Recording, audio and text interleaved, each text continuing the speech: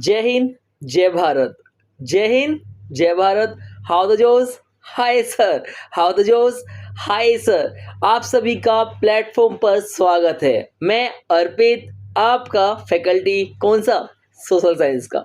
कौन सा? Social science का। अच्छा, एक बात बताइए, ये बताइए सोशल साइंस और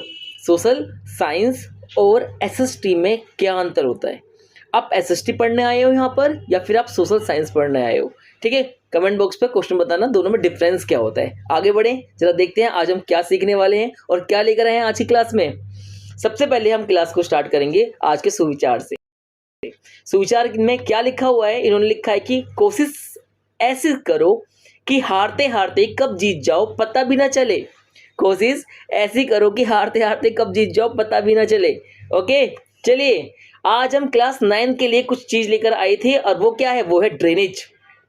क्या है वो चैप्टर? वो है चैप्टर आपका ड्रेनेज, जिसे प्रवाह तंत्र या जल निकासी भी कहते हैं। ये ज्योग्राफी का चैप्टर नंबर 3 है। आप देखिए, इसमें बताया गया है ड्रेनेज सिस्टम के अंदर हम आज क्या पढ़ेंगे और क्या क्या हम कंटिन्यू करने वाले हैं इसमें। सबसे पहले हम पढ़ेंगे जल निकासी प्रणाली का परिचय। जल निकासी ड्रेनेज किसे कहते हैं? The river system of an area. The river system of an area, किसी भी क्षेत्र का, जरा देख पा रहे हो आप यहाँ पे, किसी भी क्षेत्र का जो नदी प्रणाली है वो किस एरिया में निकलती है और वो कौन कौन सी चीजें बनाती है। नदियों के प्रकारों में हम देखेंगे हिमालय की नदियां और प्रायद्वीपीय नदियां। कौन कौन सी नदियां?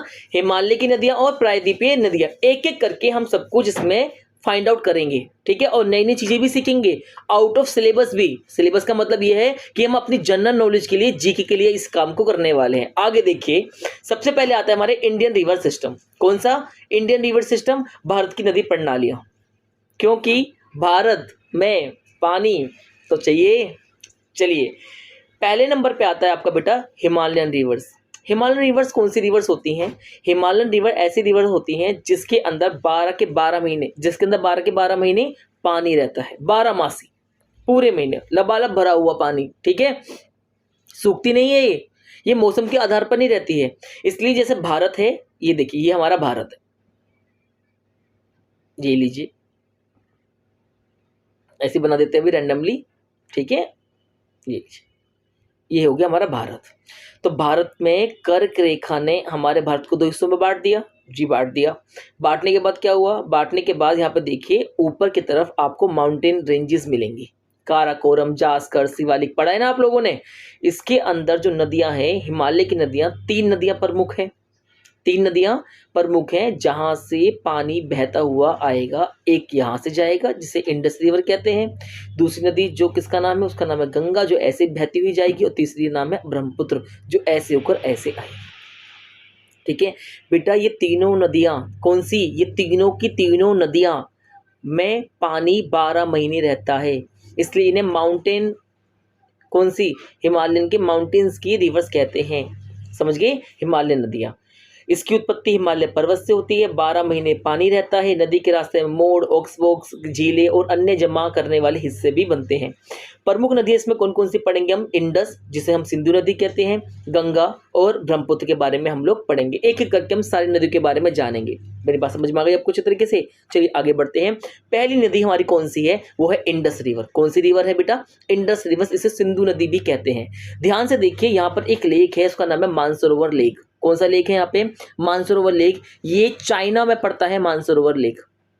कहाँ? चाइना में। तिब्बत, तिब्बत किसका एरिया है? तिब्बत है बेटा चाइना का। यहाँ से एंट्री किया इस नदी ने और कहाँ घुस गई? लद्दाख में। लद्दाख किसका है? भारत का। किसका है लद्दाख? भारत का हिस्सा है। तो यहाँ से घुसी और भारत में एंट्री करने के बाद ये आती हुई यहाँ जम्मू कश्मीर से होती हुई और ये कहाँ घुस जाती है? पाकिस्तान में। कहाँ घुसती है बेटा?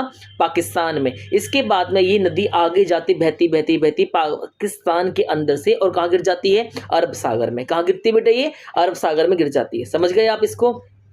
इसकी कुछ प्रमुख ट्रिब्यूटरीज भी हैं, झेलम, चेनाब, रावी, सतलुज। झेलम, चेनाब, रावी और सतलुज। बेटा एक बात ध्यान रखना, जब 2 नदियों का आपस में मिलन होता है, मिलती है, जुड़ जाती है, तो उसे आब कहते हैं।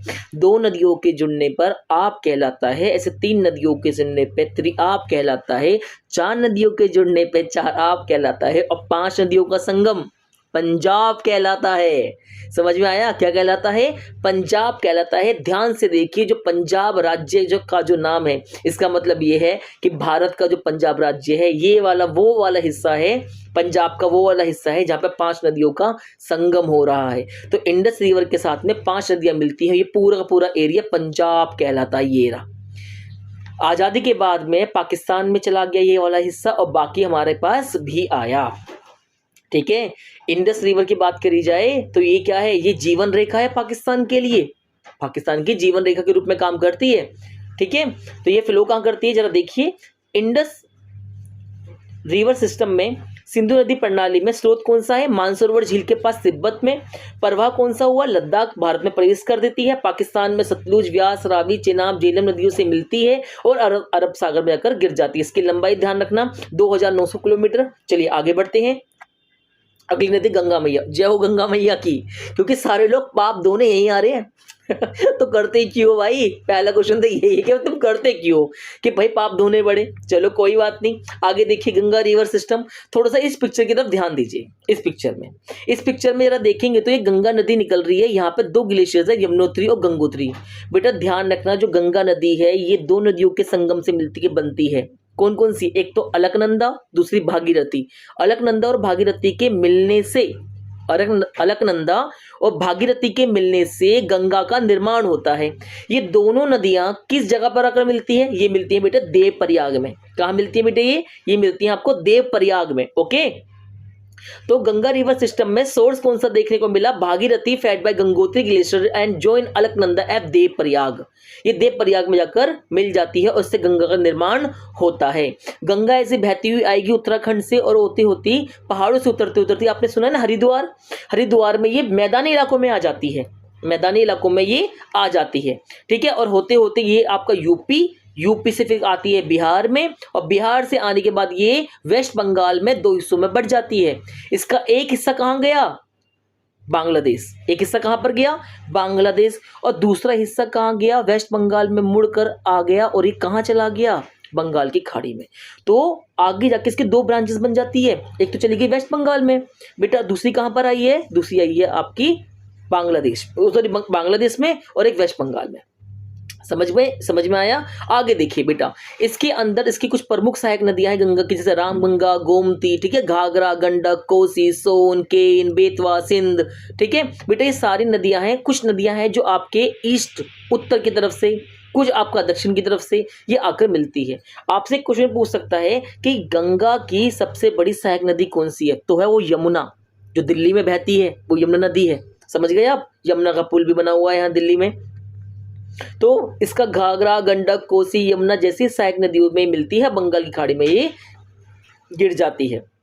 विशेषता क्या है इसकी? सुंदरवन डेल्टा बनाती है। लंबाई कितनी है? 2500 किलोमीटर। ठीक है, 2500 किलोमीटर। एक बात याद रखेंगे, भारत की सबसे लंबी नदी भी कौन सी नदी है? गंगा नदी है, गंगा मैया है। समझ में आया? आगे बढ़ते हैं। चलिए, ब्रह्मपुत्र नदी देखिए, यहाँ पे क्या है? यहाँ पे एक ग्लेशियर है मानसरोवर के पास में, इसी ग्लेशियर से निकलती है ये नदी। इसका नाम क्या है? इसका नाम है बेटा ब्रह्मपुत्र। लेकिन लेकिन लेकिन लेकिन लेकिन जिसका घर नाम भी वही रखेगा। तो तिब्बत के जो लोग हैं वो ब्रह्मपुत्र नहीं बोलते, फिर वो क्या बोलते हैं? वो इसे बोलते हैं सांगपो। क्या बोलते हैं? सांगपो ठीक है, पो पो पो सांगपो। चलो देखो, सांगपो क्या हुआ? सांगपुर यहाँ से आई, आने के बाद कहाँ पे एंट्री करती है बेटा? ये अरुणाचल प्रदेश में। भारत के कौन से राज्य में एंट्री करती है? ये भारत के अरुणाचल प्रदेश में एंट्री करती है और असम से होकर बहती हुई जाती है। तो जैसे ही ये भारत में एंट्री कर जाती है बेटे, इसका नाम क्या पड़ता है? इसका नाम पड़ता है ब्रह्मपुत्र। क्या पड़ता है इसका नाम? ब्रह्मपुत्र। लेकिन बेटा अपना अपना देश और अपने अपने नाम, तो इसलिए चाइना में तिब्बत के अंदर से क्या बोला गया? सांगपो। भारत में यही नदी क्या कहलाई? ब्रह्मपुत्र। लेकिन लेकिन लेकिन बांग्लादेश में जब ये एंट्री करेगी तो क्या कहलाएगी? बताना जरा। बांग्लादेश में देखो ये आई और आने के बाद में क्या हुई? आने के बाद में ये मिल गई। तो यहाँ पे कौन सी नदी आ रही है? अभी पढ़कर आए ना ऊपर वाली, गंगा। हमारी गंगा मैया आई और आने के बाद में यहाँ पे 2 हिस्सों में बट गई। जब वेस्ट बंगाल में जब ब्रांच बढ़ जाती है तो गंगा का नाम क्या पड़ जाता है, हुगली बेटा। और आगे कहाँ पड़ जाता है, ये आगे कहाँ बढ़ जाती है, ये बन जाती है बांग्लादेश में। देखिए बेटा, बांग्लादेश में ब्रह्मपुत्र ऊपर से आई, गंगा हमारी जो गंगा मैया है वो यहाँ पर आने के बाद में इसका नाम पड़ गया पद्मा। पद्मा से क्या हुआ, आगे चलकर ये जमुना बनी, मेघना नदी आई, और मेघना नदी से मिलने पर गंगा और किसका, गंगा और ब्रह्मपुत्र का जब मिलन हुआ तो वहां पे वो क्या कहलाया बेटा, वो कहलाई आपकी मेघना। और मेघना के नाम से, किसके नाम से, मेघना के नाम से ये बंगाल की खाड़ी में जाकर गिर गई। ठीक है, चलिए आगे बढ़ते हैं, आगे देखते हैं। अगली नदी का नाम है, उसका नाम है पेनिनसुलर रिवर्स। बेटा इसे हिंदी में प्रायद्वीपीय नदियां कहते हैं। क्या कहते हैं इसे, प्रायद्वीपीय, प्रायद्वीपीय नदियां। ये प्रायद्वीप क्या होता है, पहले आप बताइए पेनिनसुलर किसे कहा जाता है। देखिए हमारा जो भारत है, क्या हमारा जो भारत है बेटा, भारत को तीन तरफ से पानी से घेरा हुआ है। घेरा हुआ है, नहीं घेरा हुआ, बिल्कुल जी घेरा हुआ है। यहाँ पे कौन सा क्या चीज पड़ती है, यहाँ पड़ता है अरब सागर। क्या पड़ता है यहाँ पे, अरब सागर। नीचे क्या है, हिंद महासागर। और बेटा यहाँ पे क्या है, बे ऑफ बंगाल, बंगाल की खाड़ी। तो तीन तरफ से पानी से घिरी हुई आकृति भारत की, यहाँ पे देखोगे ना बेटा, यहाँ पे तीन तरफ से पानी से घिरी हुई आकृति, ऐसी जमीन का ऐसा टुकड़ा, जमीन का ऐसा लैंड जो तीन तरफ से पानी से घिरा हुआ है।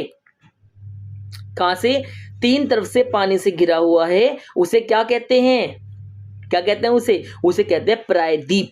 तो भारत एक प्रायद्वीपीय कंट्री है, जी हाँ बिल्कुल, ये एक प्रायद्वीपीय कंट्री है। ठीक है, पेनिनसुलर, तीन तरफ से पानी से घिरी हुई आकृति को प्रायद्वीपीय पेनिनसुलर कहते हैं। समझ गए आप। चलिए आगे देखते हैं, इसमें क्या पढ़ने वाले हम बेटा, अब हम पढ़ेंगे ऊपर की, हम हिमालयन रिवर्स के बारे में पढ़कर आए, जिसके अंदर हमने क्या जाना, इसके अंदर हम लोगों ने ये जाना कि, क्या जाना कि इन नदियों के अंदर 12 महीने पानी रहता है। लेकिन जो प्रायद्वीपीय नदियां हैं, मतलब भारत में क्या सिर्फ 3 नदियां काम करती हैं, नहीं और नदियां भी तो हैं। इस पे प्रमुख 6 नदियां पढ़ने वाले हैं। कितनी नदियां पढ़ेंगे, प्रमुख 6 नदियां हम पेनिनसुलर रिवर्स के बारे में पढ़ेंगे, जो मौसम के अनुसार काम करती हैं। किसके अनुसार काम करती है, मौसम के अनुसार काम करती हैं। और आप ये कहाँ पढ़ने वाले हो, यहाँ पढ़ोगे, यहाँ वाले हिस्से में, यहाँ मिलेंगी आपको नदियां सारी, ये जितनी भी है। ठीक है, समझ गए आप। चलिए कौन कौन सी नदियां हम पढ़ने वाले, देखो सबसे पहले बात देखिए कि ये वेस्टर्न घाट की तरफ पड़ती है। अब आपके सामने मन में आएगा भैया ये वेस्टर्न घाट क्या है, सर बताइए जरा वेस्टर्न घाट क्या है। तो भारत का निचला हिस्सा देखिए, ये वाला कौन सा घाट है, ये वाला है ईस्टर्न घाट। और ये वाला कौन सा घाट है, ये वाला है वेस्टर्न घाट। इसे बोलते हैं पूर्वी घाट, इंग्लिश में, हिंदी में से बोलेंगे पूर्वी और इंग्लिश में से बोलेंगे ईस्टर्न। और ये वाला क्या कहलाएगा, पश्चिमी घाट। ज्यादातर जो आपको पेनिनसुलर रिवर्स मिलेंगी बेटा, वो सारी के सारी रिवर्स आपको कैसी मिलने वाली हैं, वो पश्चिम से पूरब की तरफ बंगाल की खाड़ी में जाके गिरती हुई दिखेंगी। अब मैंने आपको बताया कि हम अभी आपके सिलेबस में जो कवर करेंगे वो 6 नदियां कवर करने वाले हैं। कितनी नदी कवर करने वाले हैं, 6। 6 में से 4 जो नदियां हैं प्रमुख नदियां हैं, 6 की 6 प्रमुख नदियों में से 4 मुख्य जो नदियां हैं वो गिरेंगे पश्चिम से पूरब की ओर, वेस्टर्न घाट से ईस्टर्न घाट की तरफ ट्रेवल करेगी और बंगाल की खाड़ी में गिर जाएगी। 2 नदियां ऐसी होंगी जो पूरब से पश्चिम की ओर ट्रेवल करेंगी। किसकी तरफ ट्रैवल करेंगी बेटे, पूरब से पश्चिम की ओर ट्रैवल करेंगी। और कहाँ गिरेंगी, अरब सागर में, क्योंकि हमारे पश्चिम में क्या है, अरब सागर, पूरब में क्या है, बंगाल की खाड़ी, और दक्षिण में क्या है, हिंद महासागर। समझ गए।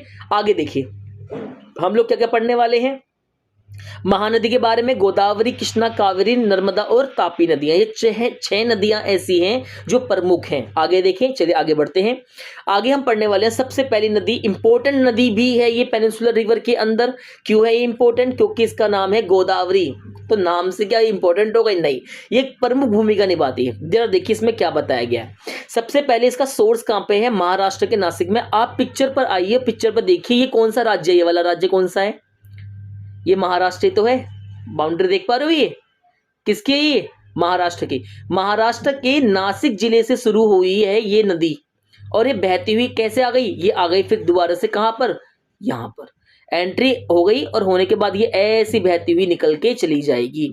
इसकी जो प्रमुख नदियां हैं वो कौन सी है, मांजरा, पेनगंगा, वर्धा, वेनगंगा, ठीक है, प्राणहिता, ये ठीक है, सबरी, सिलरा, ये जितनी भी नदियां हैं सबके सब इसकी प्रमुख नदियां हैं। ठीक है। सबसे बड़ी लार्जेस्ट पेनिनसुलर रिवर होने की वजह से इसे दक्षिण की गंगा भी कहते हैं। अभी आप पढ़ के आए हैं ना किसके बारे में, गंगा नदी के बारे में। गंगा नदी क्या है, भारत की सबसे लंबी, उत्तर भारत हिमालयन रिवर्स की सबसे लंबी नदियों में से एक है। और दक्षिण में सबसे लंबी नदी कौन सी हुई, दक्षिण में हुई आपकी गोदावरी। ये पेनिनसुलर रिवर सबसे लंबी रिवर है, इसी वजह से दक्षिण की गंगा भी कहते हैं। बेटा एक बात तो ध्यान रखना, इसे ओल्ड गंगा भी कहते हैं। क्या बोलते हैं इसे, ओल्ड गंगा भी बेटा इसे कहा जाता है। आगे देखिए, ठीक है। नासिक से शुरू हुआ इसका ओरिजिन और कहां की तरफ चली गई, ये एक चली गई बंगाल की खाड़ी में से ट्रेवल करते, पश्चिमी घाट से कहां गई, पूर्वी घाट की ओर बढ़ गई। आगे बढ़े, आगे देखते आगे क्या है। आगे आते आपको बेटा महानदी। कौन सी नदी, महानदी। महानदी के अंदर आप देखिए इसमें क्या है, सबसे पहला महानदी के अंदर ये देखिए, ये कौन सा राज्य है, जल्दी बताओ कौन सा है ये, छत्तीसगढ़। कौन सा राज्य है ये, छत्तीसगढ़। छत्तीसगढ़ से एंट्री करा और एंट्री करते करते ये ऐसे आ गई।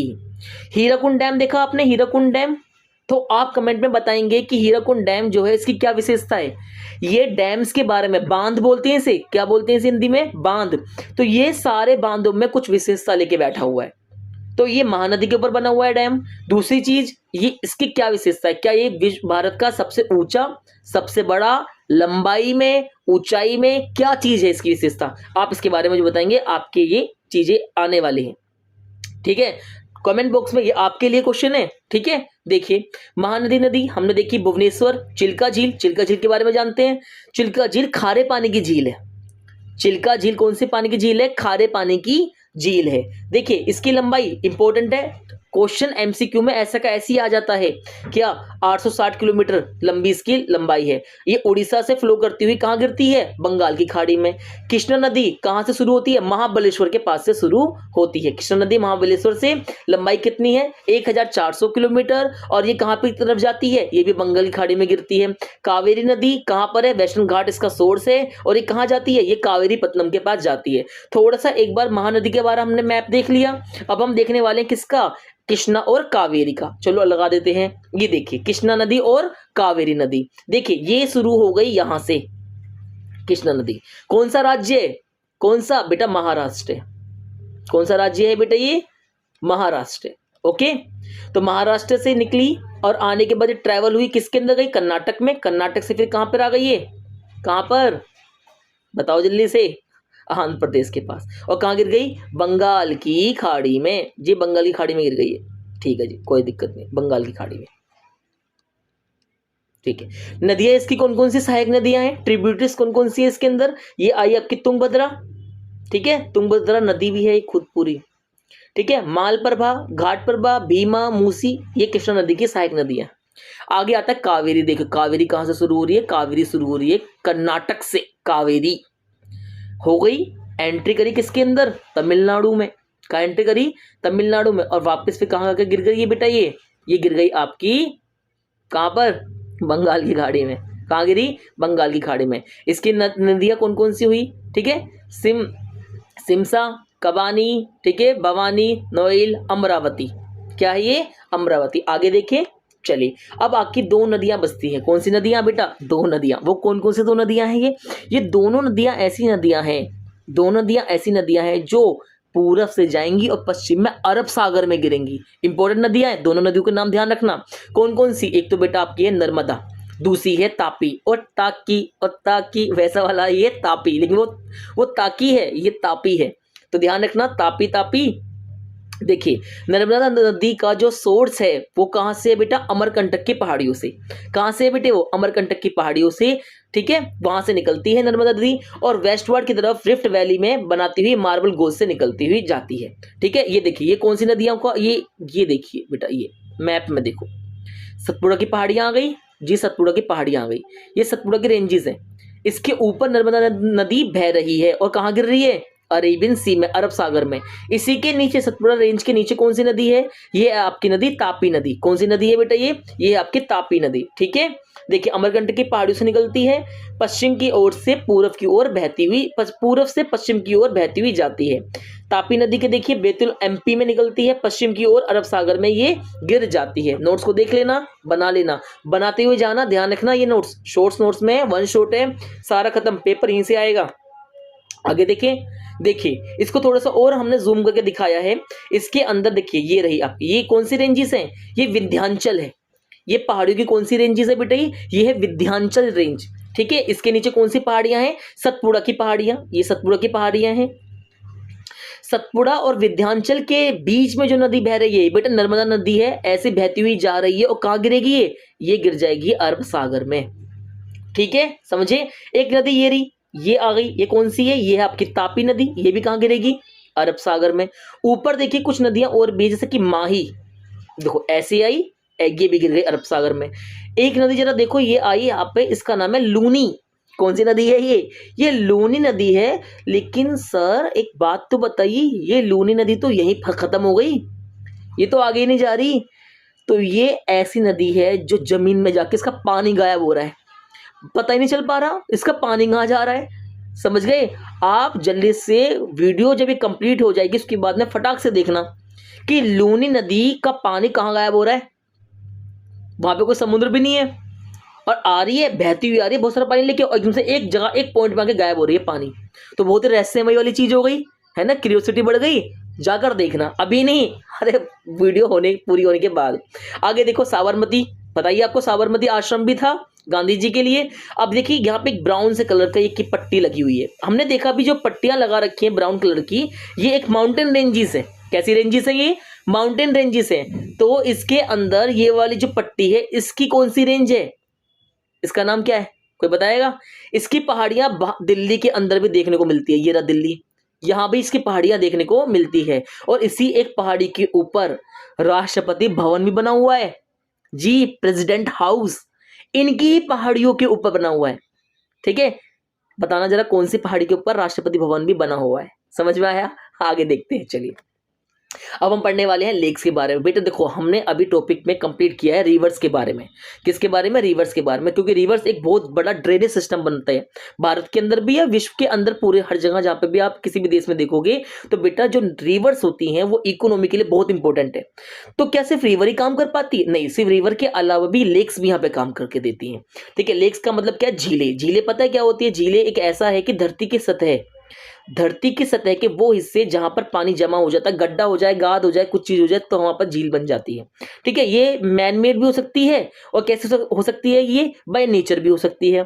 ठीक है, उपयोगिता इसकी यूजेबिलिटी क्या है, एक तो फ्लड प्रिवेंट करती है, ठीक है, हाइड्रो पावर बनाने के लिए और क्लाइमेट रेगुलेशंस के लिए और टूरिज्म के लिए भी बहुत ज्यादा काम बढ़ावा देती है। देखो कितना प्राकृतिक सुंदर है, देखिए जरा नेचर की ब्यूटी देखिए आप, नेचर की ब्यूटी कितनी सुंदर है भाई। OMG, क्या सोच रहे हो बुढ़ापे में यही जाएंगे कुछ बच्चे कहेंगे नहीं नहीं सर हम तो कहाँ जाएंगे, हम तो गंगा जाएंगे, क्योंकि पूरे पाप भी तो करे होंगे, तो वहां दोनों जाएंगे। चलो ठीक है, आगे बढ़ते हैं। देखिए अब कुछ बात है इसके अंदर, इंपॉर्टेंस क्या है रिवर्स का इकोनॉमी के अंदर। देखिए इसके यूजेस क्या है, इरिगेशन के लिए, नेविगेशन के लिए, हाइड्रो पावर जनरेशन के लिए इसके यूजेस हैं रिवर्स के। ठीक है, पोल्यूशन बिल्कुल। अब बताइए जो चीज आपको फायदा दे रही है हम उसको नुकसान भी तो पहुंचाते हैं, यूज करते हैं तो खराब होती है चीज। तो हमने क्या किया, हमने रिवर्स का यूज किया, उससे पोल्यूशन फैला दिया हमने। तो affected by domestic industrial and the agriculture wastage को हमने ठाटा के कहाँ डाला, पानी में। कहाँ डाला, पानी में। जहां पर देखो मनुष्य जहां जहां गया गंदगी फैलाकर आया, मनुष्य जहां जहां गया गंदगी फैलाकर ही आया। चलिए अब गंदगी को साफ भी तो करना पड़ेगा, इसलिए रिवर के पोल्यूशन और उसकी कंजर्वेशन की इंपॉर्टेंस आई। और आपको भी पढ़ाया गया कि आप एक 10वीं क्लास में एक बच्चे जो बड़े होकर एक नागरिक बनेंगे, भारत के नागरिक तो है एक, बल्कि एक जिम्मेदार नागरिक बनेंगे, तो आपको ये इंपॉर्टेंस पता होनी चाहिए कि आपके लिए कौन कौन से नेचर के रिसोर्सेज बहुत इंपॉर्टेंट है।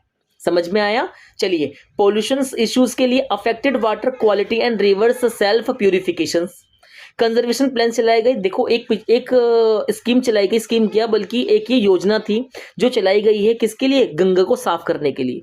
गंगा के अंदर गैंगटिक डॉल्फिन पाई जाती है। अब एक गंगा की डॉल्फिन कौन सी है, गंगा की डॉल्फिन एक्वेटिक एनिमल है, वो भी हमारा राष्ट्रीय जलीय पशु कौन सा है। देखिए जैसे हमने सुना है कि राष्ट्रीय ध्वज है जी, राष्ट्रीय फूल कौन सा है, आपने बताया जी कमल है। अच्छा फल कौन सा है, आम है। वैसे क्या एक्वेटिक एनिमल भी है कोई राष्ट्रीय, जी हाँ, वो कौन सा, वो है गंगा की डॉल्फिन। हमारा भारत की जो एक्वेटिक एनिमल है, जो जलीय जीव है, वो राष्ट्रीय है। कौन सी? राष्ट्रीय जलीय जीव कौन सा है? वो है भारत की डॉल्फिन। कहाँ पाई जाती है? गंगा नदी में पाई जाती है। अब आप कहेंगे कि हमने तो देखी नहीं। अरे आप गंगा नदी पूरी कहाँ घूम के आए हैं? घूमिए, ठीक है। इसलिए गंगा नदी को बचाने के लिए भी कुछ चीजें चलाई गई हैं, स्कीम चलाई गई हैं। Conservation plans, Ganga action plans 1985, ठीक है। रिवर्स कंजर्वेशन प्लान्स 1995, रिड्यूस करने के लिए पोल्यूशंस को और इंप्रूव करना वाटर की क्वालिटी को, इसलिए बनाई गई है। ओके, चलिए आगे बढ़े। ओके, तो आज की क्लास इतनी रखते हैं। आपसे मिलते हैं दोबारा से, मतलब अगली क्लास में फिर आएंगे कुछ लेकर नया, आपको कुछ सिखा कर जाएंगे और मिलते हैं। चलिए ठीक है, take care, tata bye bye, जय हिंद, जय भारत। आपसे मिलते हैं जल्दी।